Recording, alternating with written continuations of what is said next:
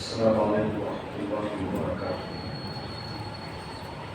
الحمد للہ رب العالمین والعاقبۃ للمتقین والصلاۃ والسلام علی سید الانبیاء واشرف المرسلین وعلی آلہ الطیبین الطاہرین واصحابہ الراشدین المهدیین وعلی محبیہ وتابعیہ بإحسان إلی یوم الدین وأشهد أن لا إله إلا الله وحده لا شريك له وأشهد أن سيدنا ونبينا ومولانا محمدا عبده ورسوله أما بعد فأعوذ بالله من الشيطان الرجيم بسم الله الرحمن الرحيم ألف لام ميم ذلك الكتاب لا ريب فيه هدى للمتقين صدق الله العظيم وبلغنا رسوله النبي الأمين الكريم ونحن على ذلك لمن الشاهدين والشاكرين والحمد لله رب العالمين۔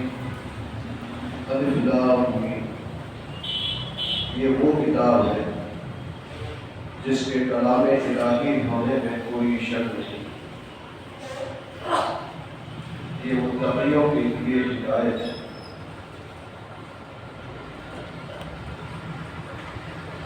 حاضرین محترم، جس ایک شب ربانی کی تلاوت سے میں نے اپنے آپ کو مشرف کیا، اس کا ایک آسان سا ترجمہ آپ نے سماعت ہوگا۔ رمضان المبارک بڑی تیزی سے گزر رہے ہیں، 2 دہے جا چکے، تیسرا دہا بھی شروع ہو چکا اور تیزی سے رواں۔ خوش نصیب ہیں وہ لوگ جو ان مبارک دنوں کی قدر کر رہے ہیں، اور جو لوگ ایسا نہیں کر پا رہے ہیں اللہ تعالیٰ ان کو بھی قدر کرنے کی توفیق عطا فرمائے۔ جو نیکیاں کرنے کی رب تبارک و تعالیٰ ہمیں توفیق عطا فرما رہا ہے، انہیں اپنے فضل و کرم سے نبی پاک کے صدقے میں قبول فرمائے۔ رمضان جہاں کچھ مخصوص عبادتوں کے ساتھ آپ کے سامنے آتا ہے، وہیں رمضان المبارک کو قرآن مبارک سے ایک خاص نسبت حاصل ہے۔ رسول پاک صلی اللہ علیہ وسلم نے ارشاد فرمایا کہ جب رمضان کا مہینہ آ جائے تو تم اس کے دنوں میں روزے رکھو، اس کے راتوں میں نمازیں، دن میں روزہ، رات میں نماز۔ تو روزہ رمضان کی خاص عبادت ہے، اور راتوں کی خاص عبادت نمازیں یعنی تلاوت قرآن، اس لیے کہ نماز نام ہے قرأت قرآن۔ جتنا زیادہ لمبا آپ قرآن کی تلاوت کریں گے اتنا ہی زیادہ فضیلت کا حامل ہے، فضیلت کا باعث ہوگا۔ جیسے کل تفسیر میں بھی میں بتا چکا ہوں کہ زیادہ رکعتیں پڑھنے سے افضل ہے کہ کم رکعتیں لمبی پڑھی جائیں۔ لمبا پڑھنے کے لیے قرآن سے ہمارا تعلق ضروری ہے، قرآن زیادہ سے زیادہ ہم کو یاد کرنے کی ضرورت ہے، قرآن زیادہ سے زیادہ پڑھتے رہنے کی ضرورت ہے۔ جتنا زیادہ ہم قرآن پڑھتے رہیں گے اتنا زیادہ رب تبارک و تعالیٰ کے قریب ہوتے رہیں گے، اور حدیث پاک میں آتا ہے کہ کل یہی قرآن اپنے پڑھنے والے کی میدان قیامت میں شفاعت کرنے والا ہے۔ شفاعت کرے گا یہ قرآن کریم، تو اس کی شفاعت حاصل کرنے کے لیے یہیں سے اس سے دوستی کر کے چلنا ہے۔ دوستی کرنے کا طریقہ یہ ہے کہ روزانہ اس سے اپنے تعلق کو جوڑنا ہے، روزانہ اس کو پڑھتے رہنا ہے۔ ایک پارہ نہ ہو سکے آدھا پارہ صحیح، آدھا پارہ نہ ہو سکے ایک پاؤ پارہ صحیح، اور یہ بھی نہ ہو سکے تو کم سے کم ربط باقی رکھنے کے لیے ایک رکوع بھی صحیح پڑھتے رہیں۔ اور اگر آپ کو پڑھنا نہیں آتا، پڑھنے میں مشکل ہوتی ہے، دشواری ہوتی ہے، تب بھی کوئی مشکل نہیں ہے، بلکہ آپ اٹکتے اٹکتے محنت کرتے کرتے مشقت کرتے کرتے پڑھتے چلے جائیں۔ اس کے بارے میں حدیث پاک میں آتا ہے کہ ایسا محنت و مشقت کر کے مشکل سے اٹک اٹک کے پڑھنے والوں کے لیے اللہ تعالیٰ 2 ثواب عطا فرماتا ہے، ایک تو قرآن پڑھنے کا ثواب، دوسرا قرآن پڑھنے کے لیے مشقت برداشت کرنے کا ثواب، یہ دونوں ثواب اللہ تعالیٰ عطا فرماتا ہے۔ اور ایک مسلمان کو تو چاہیے کہ قرآن یاد کرے، کم از کم قرآن کی کچھ صورتیں جس سے وہ اپنی نمازوں کو صحیح ادا کر سکے، اتنا تو ہر مسلمان کو کرنا ہے، مگر اس کے باوجود بھی اگر کوئی مسلمان ایسا ہو جس کو بالکل قرآن پڑھنا نہیں آتا، جو بالکل اٹک اٹک کے بھی نہیں پڑھ سکتا، تو اس کے لیے آخری صورت یہ بتائی گئی، بس قرآن کھولو، قرآن کے سطروں پر اپنی انگلی پھیرتے جاؤ اور اسے دیکھتے جاؤ، قرآن کے سطر پر اپنی انگلی پھیرتے جاؤ، اسے دیکھتے جاؤ، اور اپنے دل میں ندامت محسوس کرو کہ اے کاش کہ ہم بھی پڑھنے والے ہوتے، آسانی سے اس کو پڑھ سکتے، کم از کم اس کا فائدہ بھی ہوگا، اللہ تبارک و تعالیٰ اس پر بھی کرم فرمائے گا، وہ رب کریم ہے، وہ کرم فرمانے والا ہے۔ یہ اللہ تبارک و تعالیٰ نے ہمارے لیے اپنے سے تعلق جوڑنے کا نبی پاک کو ایک ایسا عظیم معجزہ قرآن پاک کی شکل میں عطا فرمایا ہے جو رہتی دنیا تک باقی رہے گا، جس کے بارے میں اللہ تبارک و تعالیٰ نے خود قرآن کریم میں وعدہ فرمایا کہ اِنَّا نَحْنُ نَزَّلْنَا الذِّكْرَ وَإِنَّا لَهُ لَحَافِظُونَ، کہ بے شک ہم نے ہی قرآن کو نازل کیا ہے اور ہم ہی اس کی حفاظت کرنے والے ہیں، یہ حفاظت کے ساتھ رہے گا، قیامت تک رہے گا۔ تورات حضرت موسیٰ پر اتاری گئی، تبدیلی عمل میں آ گئی، بدل دی گئی۔ انجیل حضرت عیسیٰ علیہ السلام پر اتاری گئی، اس میں بھی عیسائیوں نے تبدیلیاں کر دی، اور زبور حضرت داؤد علیہ السلام پر اتاری گئی، اس میں بھی تبدیلیاں کر دی گئیں۔ ان کے اپنے ماننے والوں نے ان کی اپنی مرضی کے مطابق آسمانی کتابوں میں تبدیلیاں کی، مگر قرآن پاک قیامت تک تبدیل ہونے والا نہیں ہے، اس کا ایک ایک حرف اپنی جگہ برقرار رہنے والا ہے۔ کیوں؟ اس لیے کہ اس کے حفاظت کی ذمہ داری رب تبارک و تعالیٰ نے اپنے ذمہ کرم میں لی ہے، اپنے ذمہ کرم میں اللہ نے اس کی حفاظت کی ذمہ داری دی، اور یہ قرآن رہتی دنیا تک اس لیے بھی باقی رکھا جانے والا ہے کہ یہ قرآن نبی پاک کا ایک بہت بڑا معجزہ ہے، اور معجزہ جو ہوتا ہے یہ اللہ کی قدرت سے ظاہر ہوتا ہے، اور نبی پاک انبیاء کرام کے شان کو بتانے کے لیے ہوتا ہے۔ اور گزشتہ زمانوں میں ہم دیکھتے ہیں کہ جس نبی کے زمانے میں جو کمال عروج پہ تھا، جو بھی کام، جو فن اپنے کمال اور عروج کو پہنچا ہوا تھا، اسی مناسبت سے اس زمانے کے انبیاء کرام کو رب تبارک و تعالیٰ نے معجزات عطا فرمائے۔ مثال کے طور پر سیدنا صالح علیہ السلام کا زمانہ دیکھو، سیدنا صالح علیہ السلام کے زمانے میں فن سنگ تراشی عروج میں تھا۔ سنگ تراش، پتھر کو تراشنا، پہاڑوں کو تراش کے گھر بناتے تھے، مضبوط گھر بناتے تھے، تو یہ فن اس زمانے میں انتہائی عروج کو پہنچا ہوا تھا۔ تو ان کے اپنے زمانے کے کمال اور عروج والے فن کی مناسبت سے ان کے زمانے کے نبی حضرت صالح علیہ السلام کو جو معجزہ دیا گیا وہ یہ تھا کہ ایک پتھر کی بڑی چٹان بیچ میں سے شق ہوئی، اور درمیان میں سے ایک زندہ اونٹنی باہر آئی، اور اس کے باہر آتے ہی ایک بچہ پیدا کیا۔ اس زمانے کے فن کے اعتبار سے رب تبارک و تعالیٰ نے ان لوگوں کو سمجھانے کے لیے اس زمانے میں معجزہ عطا فرمایا۔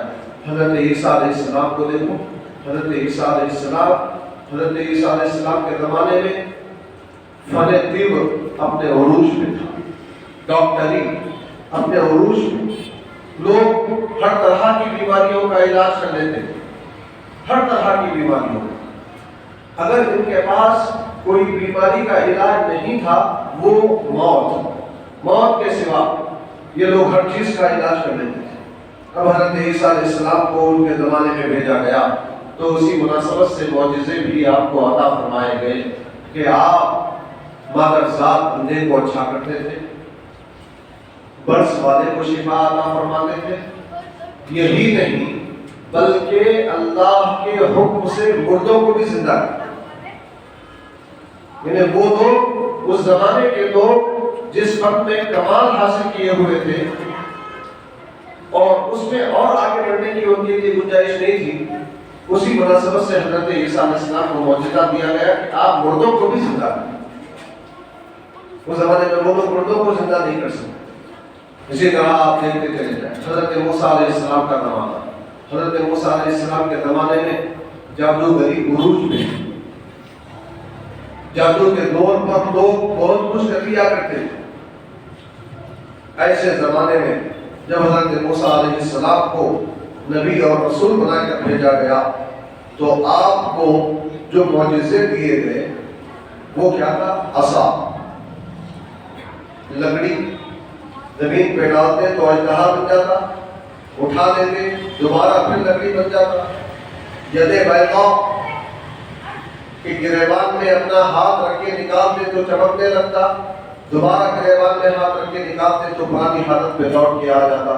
تو اس طرح آپ دیکھتے چلے جائیں گے تو یہ پائیں گے کہ ہر زمانے میں اس زمانے کا جو فن اپنے کمال کو پہنچا ہوا تھا، اسی مناسبت سے اس زمانے کے نبی کو معجزہ دیا گیا۔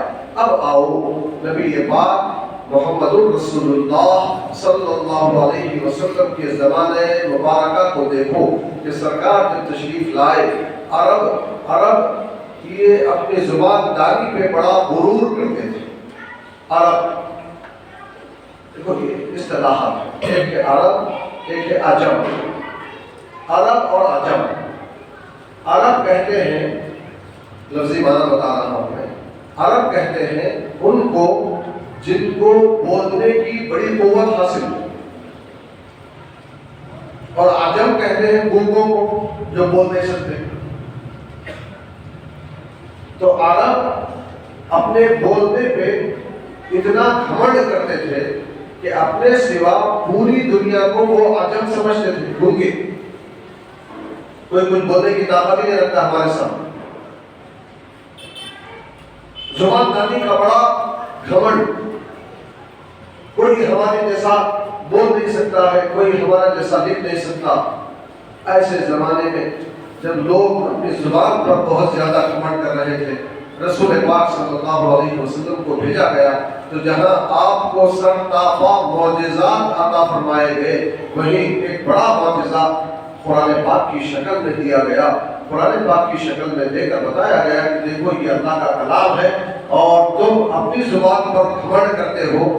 اگر تمہیں واقعاتاً اپنی زبان پر اتنا ہی گھمنڈ ہے تو قرآن کے جیسی ایک چھوٹی سی صورت بنا کر لے کر آؤ، قرآن کے جیسی۔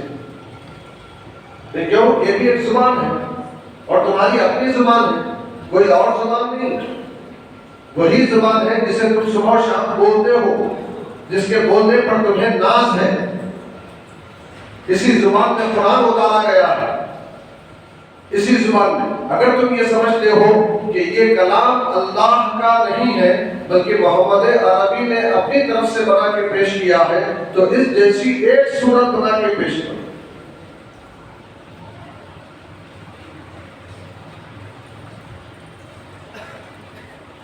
پوری کوششیں کرنے والوں نے کر لی، نہیں بنا سکے، نہیں بنا سکے۔ وہ مشہور واقعہ بھی آپ کی نگاہ میں ہوگا کہ عرب میں ایک سالانہ میلہ ہوا کرتا، اس میلے میں شاعر اپنے اپنے کلام لکھ کر کعبۃ اللہ کی دیوار سے لٹکا دیتے اور اس میں بڑے بڑے شعراء آتے تھے اور اس کا مطالعہ کرتے تھے اور اس میں جہاں کہیں کوئی خامی ہوتی، خرابی ہوتی تو اس کو سدھارتے تھے، اصلاح کرتے تھے۔ تو ایسے ہی زمانہ نبوت میں صحابہ کرام کو ایک عجیب بات سوچی۔ انہوں نے کیا کیا؟ سورہ کوثر کو ایسے لکھا جیسے 3 مصرے لکھے جاتے ہیں۔ پہلی لائن میں لکھا انا اعطیناک الکوثر، دوسری میں لکھا فصلی لربک ونحر، تیسری میں لکھا ان شانئک هو الابتر۔ ایسے جیسے یہ 3 مصرے ہیں، لیکن اٹکا اب اس زمانے کے جو فصیح و بلیغ شعراء اور ادبا تھے وہ آئے اور آ کر مطالعہ کرنے لگے، مختلف شاعروں کا کلام دیکھنے لگے، اس میں اصلاحات کرتے ہوئے آگے بڑھنے لگے۔ آگے بڑھتے بڑھتے جو سب سے بڑا شاعر تھا اس تختی کے پاس آیا جہاں سورہ کوثر لکھا ہوا تھا۔ وہ بہت دیر تک اس کو دیکھتا رہا، غور کرتا رہا، اور بہت دیر کے بعد اپنے جیب سے قلم نکالا اور نیچے اس نے کچھ لکھ دیا، آگے بڑھ گیا۔ صحابہ کرام اس کے جانے کے بعد قریب گئے، دیکھیں اس نے نیچے کیا لکھا ہے، تو کیا دیکھتے ہیں؟ لکھا ہوا ہے انا اعطیناک الکوثر فصلی لربک ونحر ان شانئک هو الابتر لیس ھذا من کلام البشر، کہ یہ انسان کا کلام ہے ہی۔ اس زمانے کے فصحاء اور بلغاء نے مان لیا کہ یہ اللہ کا کلام ہے، اللہ کا کلام، اس کے باوجود لوگ شک کرنے والے کرتے رہے۔ تو بہرحال اس کی تفصیل میں ہم کو جانا نہیں، میں یہ بتانا چاہتا ہوں کہ یہ کلام الہی نبی پاک کا معجزہ، اور ایسا معجزہ ہے جو رہتی دنیا تک باقی رہنے والا ہے۔ تو اس سے ہمیں اپنے تعلق کو جوڑنا، صرف رمضان کے ساتھ قرآن کو مخصوص کر کے نہ بیٹھ جانا ہے، رمضان کے بعد بھی قرآن سے اپنا تعلق بنائے رکھنا۔ کیوں؟ اس لیے کہ قرآن اترا رمضان میں ضرور ہے، مگر رمضان کے لیے نہیں اترا، پوری زندگی کے لیے اترا، سال کے 12 مہینوں کے لیے اترا۔ اس کو پڑھتے رہنا ہے، پڑھتے رہنا ہے۔ کیوں؟ ابھی جیسے شروع میں آپ نے حدیث پاک سنی کہ قرآن کل قیامت کے میدان میں اپنے پڑھنے والوں کی شفاعت کرے۔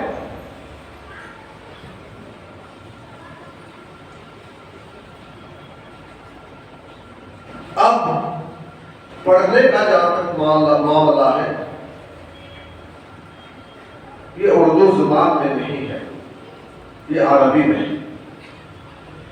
جب عربی میں ہے تو عربی زبان کے کچھ قواعد ہیں۔ اردو میں ہم الفاظ کی رعایت نہیں کرتے، کون سا لفظ کہاں سے ادا ہو رہا ہے اس کا کوئی خیال اور پاس و لحاظ ہم نہیں کرتے۔ زے کی جگہ ضاد، ضاد کی جگہ ضوئے، ضوئے کی جگہ دال، بلاہٹ سب کا تلفظ ایک، سین کی جگہ سے کی جگہ صاد، کچھ بھی ہم بولتے ہیں کوئی فرق پڑنے والا نہیں اردو، مگر عربی میں ایک حرف بھی بدل جائے تو معنی بدل جاتا ہے۔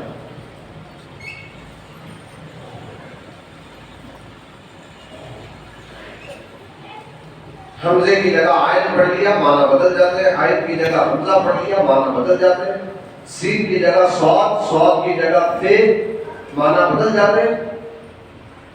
تو اس کے لیے ضروری ہے کہ ہم قرآن کو صحیح انداز میں پڑھنا سیکھیں۔ بڑے افسوس کی بات تو یہ ہے کہ آج دیگر زبانوں کو سیکھنے اور ان کا تلفظ صحیح ادا کرنے کے لیے جتنی کوششیں کی جاتی ہیں، اس کا عشر عشیر بھی قرآن کے تلفظ کو سیکھنے اور صحیح ادا کرنے کے لیے ہم نہیں کرتے۔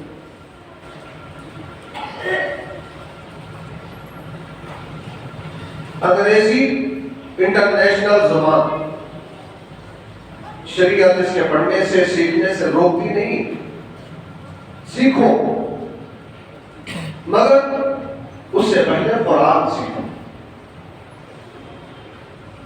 اس لیے کہ پہلے تم مسلمان ہو۔ مسلمان مسلمان ہونے کے ناطے نماز پڑھنا ضروری. جب نماز پڑھنا ضروری تو نماز میں قرآن پڑھنا ضروری, اور قرآن پڑھنا ضروری ہے تو اس قرآن کو اسی طریقے سے پڑھنا ضروری ہے جس طریقے سے یہ نازل ہوا. اس کے لیے قواعد مقرر. سیکھو, محنت کرو, کوشش کرو, سکھانے والوں کو تلاش کرو, وقت لگاؤ.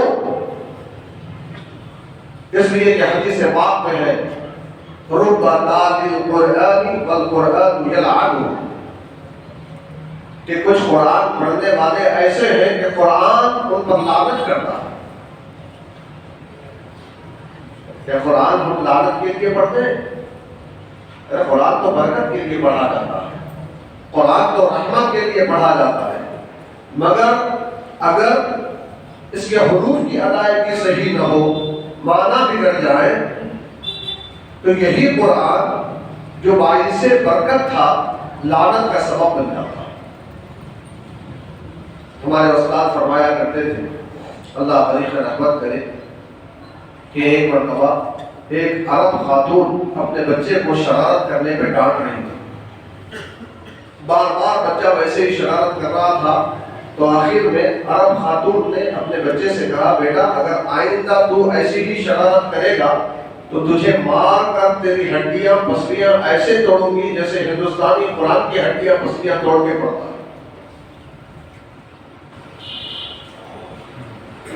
دیکھو ضرب المثل بن جائے. جتنے افسوس کی بات,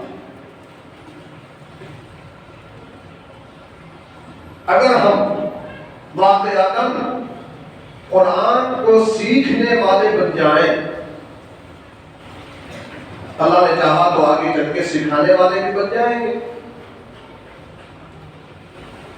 اور قرآن کے سیکھنے سکھانے والے, صحیح پڑھنے پڑھانے والے کتنے عظیم ہیں. سرکار فرماتے ہیں خیرکم من تعلم القرآن وعلمہ, تم میں بہترین وہ آدمی ہے جو قرآن سیکھے اور سکھائے, پڑھے اور پڑھائے, سب سے بہتر. مسلمان ہونے کے ناطے ہمیشہ ہمیں قرآن پڑھتے رہنا. حضرت انس رضی اللہ تعالیٰ عنہ راوی ہے, فرماتے ہیں رسول اللہ صلی اللہ علیہ وسلم نے ارشاد فرمایا, اس ایمان والے کی مثال جو قرآن پڑھتا رہتا ہے اس پھل کی طرح ہے جس کی خوشبو بھی اچھی ہو اور جس کا مزہ بھی اچھا. اور اس مسلمان کی مثال جو قرآن نہیں پڑھتا, ایمان ہے, قرآن کی تلاوت نہیں ہے, کھجور کی طرح ہے کہ ایمان کی وجہ سے تو مٹھاس ہے, لیکن قرآن نہ پڑھنے کی وجہ سے اس میں کوئی خوشبو نہیں, کہ کھجور میں کوئی خوشبو نہیں ہوتی. اور اس گناہگار کی مثال جو قرآن پڑھتا ہے, اس فاسق و فاجر کی مثال جو قرآن پڑھتا ہے, گلاب کی طرح, کہ گلاب میں خوشبو ہوتی ہے مگر مزہ کڑوا ہوگا.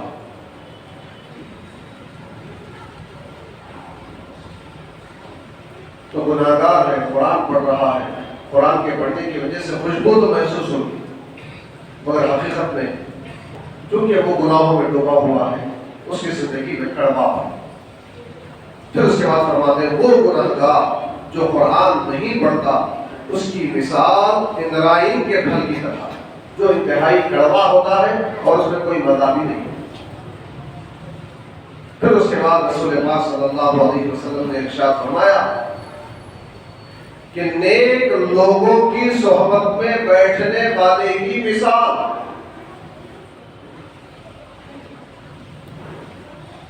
عطار کی صحبت میں بیٹھنے کی طرح. عطر والے